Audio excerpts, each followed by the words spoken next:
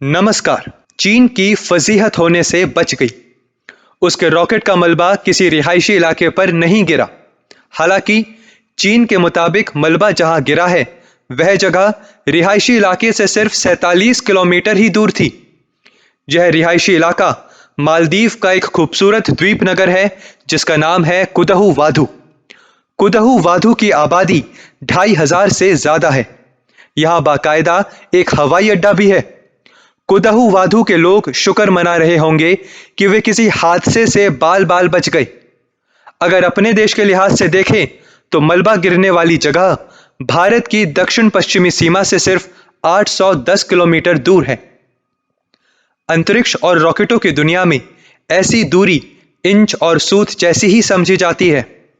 वैसे चीन के अंतरिक्ष वैज्ञानिक शुरू से आखिर तक यही कहते रहे कि यह पृथ्वी पर कहीं समुद्री इलाके पर ही गिरेगा, लेकिन उनका अनुमान संभावनाओं के आधार पर ही था। चीन के वैज्ञानिकों का तर्क यह था कि पृथ्वी पर 70% इलाका समुद्री ही है, लिहाजा यह मलबा समुद्र में ही गिरने की ज्यादा संभावना है। उनका यह भी तर्क था कि अगर यह जमीन पर भी गिरा तो ज्यादा नुकसान की संभावना इसलिए नहीं है क्योंकि पृथ्वी पर ज्यादातर जमीन गैर रिहायशी यानी जंगल, पहाड़ या खेत खलिहान ही है।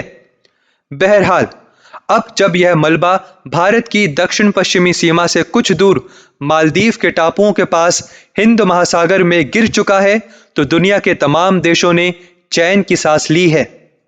गौरतलब है कि यह रॉकेट चीन के निर्माणाधीन अंतरिक्ष स्टेशन के लिए जरूरी साजो सामान लेकर गया था।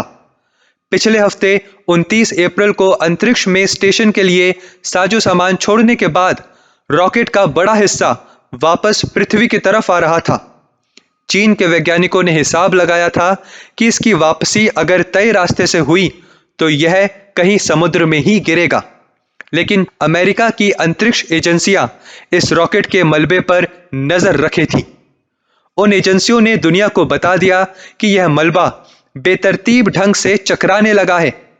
4 दिन से बताया जा रहा था कि वापस आ रहा रॉकेट का मलबा बेकाबू हो गया है और इसलिए यह धारणा बनी थी कि यह पृथ्वी के इक्वेटर से उत्तर की तरफ 41.5 डिग्री से लेकर दक्षिण में 41.5 डिग्री के बीच वाले इलाके में कहीं भी गिर सकता है और इसीलिए पिछले 4 दिन तक इस इलाके में पड़ने वाले देशों की सांसें अटकी रहीं। इस बीच मुश्किल यह थी कि वैज्ञानिक हिसाब भी नहीं लगा सकते थे कि यह मलबा पृथ्वी के वायुमंडल में किस जगह पर टकराएगा। वैज्ञानिकों ने पहले ही कह दिया था कि पृथ्वी पर गिरने की जगह और समय का अंदाजा तब ही लग सकता है जब यह मलबा वायुमंडल के पास तक पहुंच जाए। रविवार को सवेरे वह समय आया, भारत समयानुसार 5:15 बजे। इस समय अमेरिकी वैज्ञानिकों ने बता दिया कि अब 1 घंटे के हेरफेर से यह मलबा भारतीय समयानुसार 7:41 पर पृथ्वी पर गिर जाएगा। उन्होंने कोई 2.5 घंटे पहले मलबे का ट्रैक बनाकर यह भी अनुमान कर दिया कि यह मलबा मेडिटेरेनियन सी में गिरेगा। मलबा बिल्कुल उसी जगह तो नहीं गिरा, लेकिन काफी कुछ वैसा ही हुआ। आखिर अनुमानित जगह से कुछ दूर जाकर और अनुमानित समय से 13 मिनट बाद यानी भारतीय समयानुसार 7:54 पर मालदीव के समुद्री इलाके पर यह मलबा गिर पड़ा। बहुत से देशों ने राहत की सांस ली।